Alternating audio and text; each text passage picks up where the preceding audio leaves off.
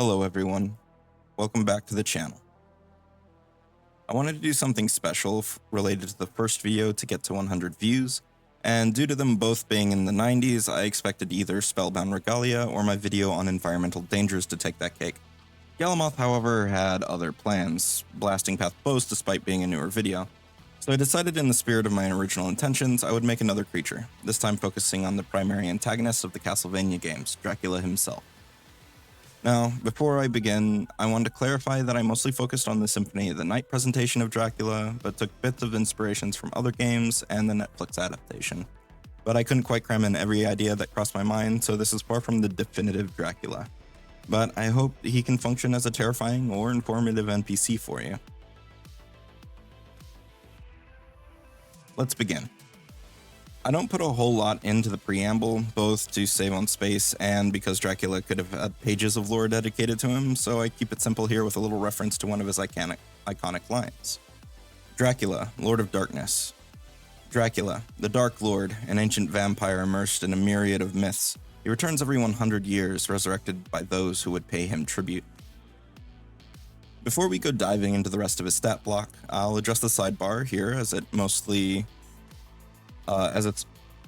there to, again, save space as vampires have a ton of special abilities, which can be referenced in Monster Core, Book of the Dead, and of course, Archives of Nethys. Vampire Lord. Dracula is a vampiric lord, and as such, has all the true vampire abilities, Monster Core, page 334. They are listed here instead of the stat block, unless a change has been made to the ability, in which case I put it in the main block. Great Servitor, which is how he makes more vampires. Mist Escape, which is a free action and actually is in the section by mistake because I did make a clarification of it on the stat block. Children of the Night, which allows him to telepathically command bats, rats, wolves, and other thematic creatures. A good way for him to control his minions he might not share a language with. Dominate, which costs 2 actions and allows him to gain control over others. Drink Blood, which allows him to suck your blood, and heal if he has you grappled. As a true vampire, this means Drain Blood gives Drain 2, and he recovers 10% of his HP, gaining anything extra as temporary hit points. His Drink Blood healing is 51 hit points, provided he isn't altered, like if you make him elite or weak. And Turn to Mist, which costs 1 action and is basically gaseous form. Now, onto his stat block proper. Dracula is a level 23 creature, 1 level lower than Galamoth, which I felt appropriate given Galamoth is, in theory, a stronger creature and a quote-unquote secret boss. In Symphony of the Night, he's unique, that pacing was bad. Anyway, he's a unique unholy vampire, which of course means he's undead. He has a perception of plus 40 and dark vision. Dracula is portrayed as incredibly intelligent and well-educated, or at least having accrued a massive amount of knowledge in his long life. So I gave him a bunch of languages I thought would befit the ability to communicate with his eclectic minions and other denizens of Castlevania.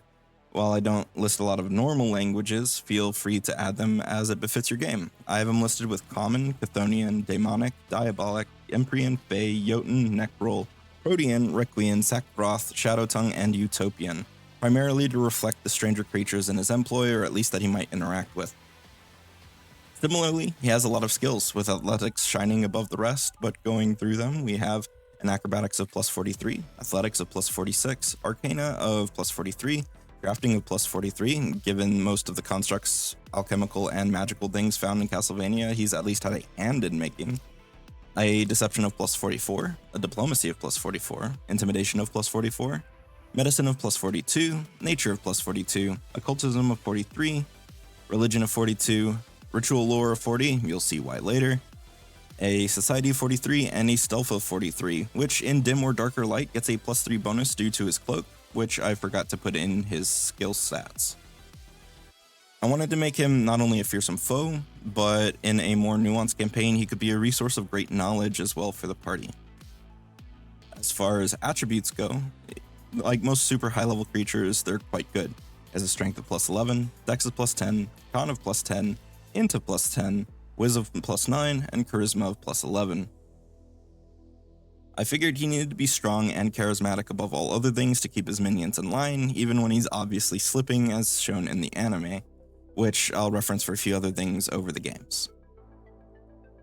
Next is his Demens ability, or domain. It's spelled funny, it's a French word, I think, but it's pronounced domain, which allows him to move Castlevania itself once per year and modifies the Coffin Restoration ability, allowing him to reform anywhere inside Castlevania instead of needing Coffin like normal vampires. Domain. Dracula has a large domain which he calls his own, a massive castle entwined with multiple planes and enchanted with ancient magics. He can command the castle to teleport to any open location that can accept its presence as a 1-hour activity with a concentrate trait. Once moved, the domain cannot move again for 1 year, and he can restore himself anywhere within his domain, usually his throne, instead of needing a coffin. I also gave him a silhouette cloak, a level 20 magical item from the Grand Bazaar. He grants a bonus, this grants a bonus to stealth in dim and darker light, allowing him to turn into a shadow and move across surfaces while resisting most damage, and even occasionally allowing him to temporarily block with it, more or less, which is what I mainly gave it to him for, as he's been seen resisting things like magic with his cape. He has a high AC of 49, a decent fortitude of 40, a massive reflex of 43, and a suffering will of 38. I also took into account that his heart isn't really in what he does in a lot of the games. He's summoned by humans seeking power, he's depressed in the anime, so I figured, though still more resilient than like 99% of people, his will would be his lowest defense. He has hit points between moderate and high to reflect the general high HP of a massively powerful creature. His domain restoration, fast healing 15, is normal for a high level vampire, and of course void healing is an undead. He has a normal host of immunities for a vampire: bleed, death effects, disease, paralyzed, poison, and sleep.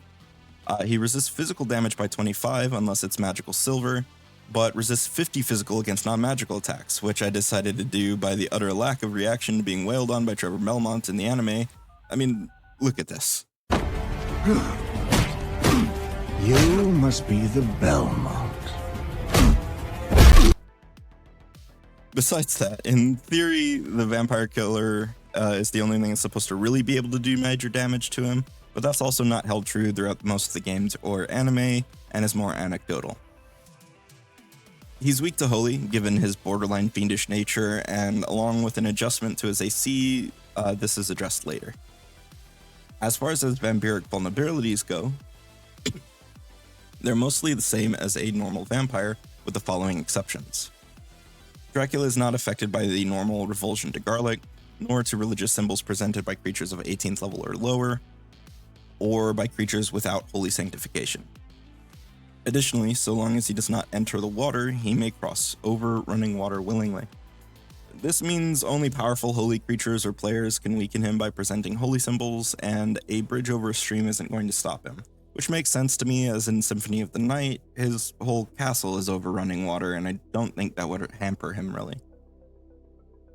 Mystic escape is pretty much normal, except he only needs to find a place inside of Castlevania to bunk down and recover, instead of finding a coffin. He's fast. Having a land, climb, and fly speed of 40 feet. Not as fast as his son, but he trades power for that. Keeps beating people physically. He keeps beating people physically simple. He has a claw attack, which I gave the agile, finesse, unholy, and versatile piercing traits to. It deals 48 plus 12 damage, and a little extra void damage at 1d6 as a treat. He has some innate spells, listed as admixed innate spells, which will make sense in a minute. But for now, no, he has a DC of 46 and a spell attack of 38. He can cast Floating Flame once per day as a 10th rank spell. 5th rank Translocate at will, which him teleporting short distance was a popular facet of the fight at the start of Symphony of the Night. And I gave him several cantrips that are heightened to 10th rank, several meant to simply be more of a thematic roleplay aspect, with a few encounter effective ones. We have Approximate for the vampiric trope of counting things, Detect Magic because why not, Draw Moisture because he'll suck you dry, Eat Fire, which I felt was good due to his penchant for fire as well as giving him a regular reaction, Gale Blast as a way of getting swarming foes off his back, maybe flavored more as him just pulsing raw evil energy, Ignition again for the fire themes, Illuminate for the same reason, Message because it seems appropriate as a useful spell, and Prestidigitation because it's the spell of convenience, and I don't see Dracula washing his beakers in alchemy lab with running water. He also has some rituals, create undead, of course, because why do you think there are skeletons and zombies and ghosts everywhere in the castle? Dread ambience, which, I mean, is just perfect to settle over his accursed home. Sky signs, because with the little flavor change, how else is his face going to appear in the sky and spit curses at Lisa's killers? And teleportation circle, as the castle's fast travel points probably got made by him. Remember how I mentioned a mixed spells before? Well, now we learn a bit about that, as well as his proficiency with rituals. Magical admixture. Dracula has studied all forms of magic and has granted himself a limited assortment of spells. These admixed spells are treated as being of any tradition Dracula chooses when he casts a spell. Additionally, he may use ritual lore to make any check required to cast a ritual, and requires 2 fewer secondary casters, but must still supply the appropriate checks. Okay, so now on to change shape. Dracula is almost always turning into some sort of monstrous being halfway through his fights, and I wanted to do that too. So when he's at half health, he can change into a monstrous form, increasing his damage rolls by 8, his chance to hit by 2 with both attacks and strength-based skill checks. But he suffers a -1 status bonus to AC, gains the Fiend trait, which may help certain champions out, and taking away his ability to cast spells, as well as increasing his weakness to Holy by 10 to a total of 25. Effectively, this is a pseudo-rage where he becomes more of a physical threat, but far less of a magical one. And though his weaknesses intensify, he basically hopes to become a glass cannon and wipe you out before you can kill him. And finally, we have his signature attack, Hellfire. This limited AoE can be used as 2 or 3 actions, covering 1 or 2 60-foot lines respectively, for fairly significant fire damage and persistent fire damage, which is also unholy for when that matters. He can only do this once every 1d4 rounds, but also if he uses Translocate, he can use this as a single action for only the single line version, which makes his traditional attack pattern in Symphony's opening battle possible. And that's it for Dracula. Let me know what you think of him below, drop a like and follow, and if you don't mind, stick around a minute.